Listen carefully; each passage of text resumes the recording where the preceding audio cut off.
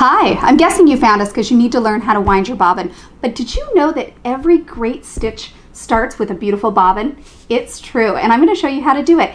I'm also going to show you how to avoid a naughty bobbin. Yeah, I said it, a naughty bobbin. Let's get started.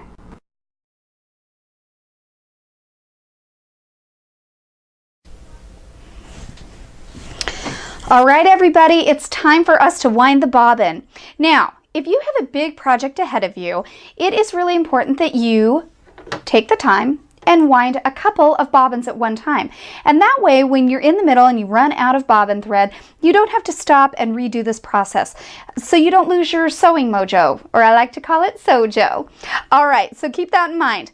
Now, if you have a machine that is newer, a lot of times what you'll see is, which you're not going to see on my Kenmore, is you're going to see like a guide that is already imprinted, and it will have like a straight line that indicates how to thread the machine, and it's going to have a perforated or dotted line that is going to indicate how to wind the bobbin.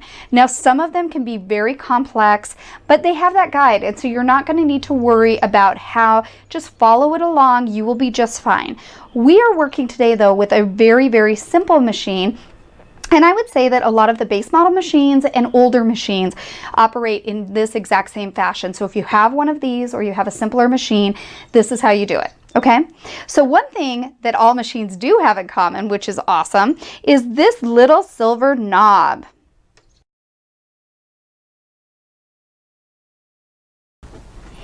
All right, so I'm panning in on the silver knob, and I really want you to take a really close look at this.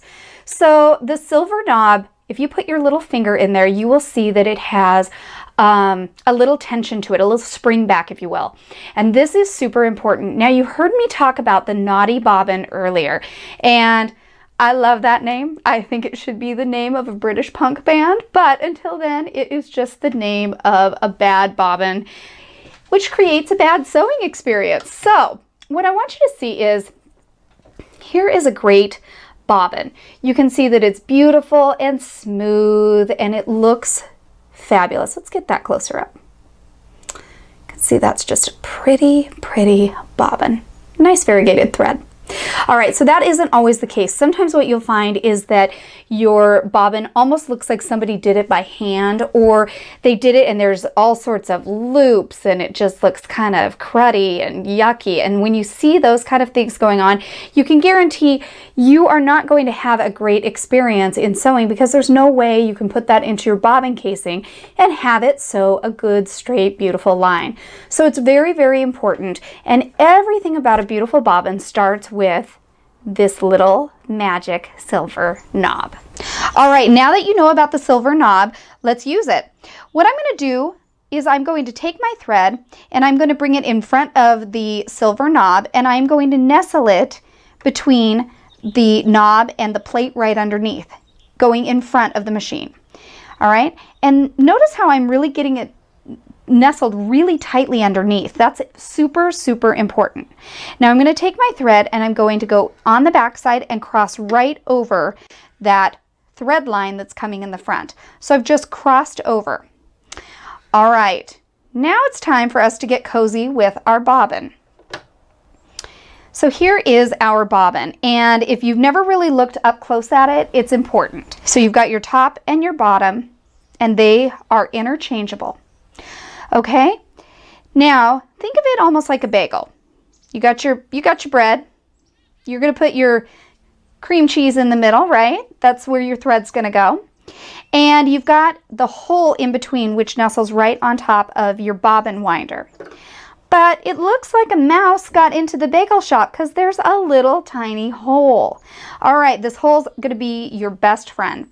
And I have to say that regardless of what kind of a machine you have, this is a great way to wind a gorgeous bobbin. Okay, so I'm going to take my thread and I'm going to put it through where the thread will eventually lie, or where our cream cheese goes, and up through our little mouse hole. And then I'm going to nestle it right on top of our bobbin winder, our bagel bobbin winder. Okay, so you can see the thread is coming through here in the middle and up. And I'm holding this firmly without pulling too hard. So we lock this into position, and I'm holding it firmly because honestly, this thread wants to get caught inside of your thread that you're winding around the bobbin, and we don't want that to happen. So what you're going to do is you're going to hold it firmly and give it some gas.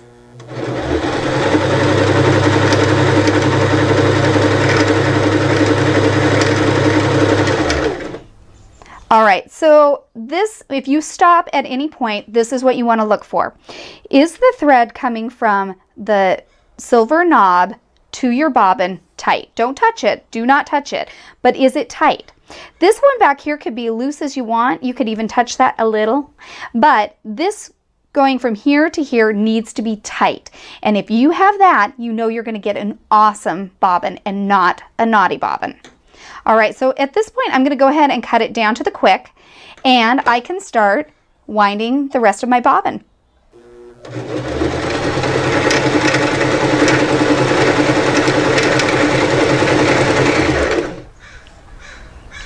Okay, the last thing that I want you to know about winding bobbins is that this is a little stopper that we pushed it towards, okay?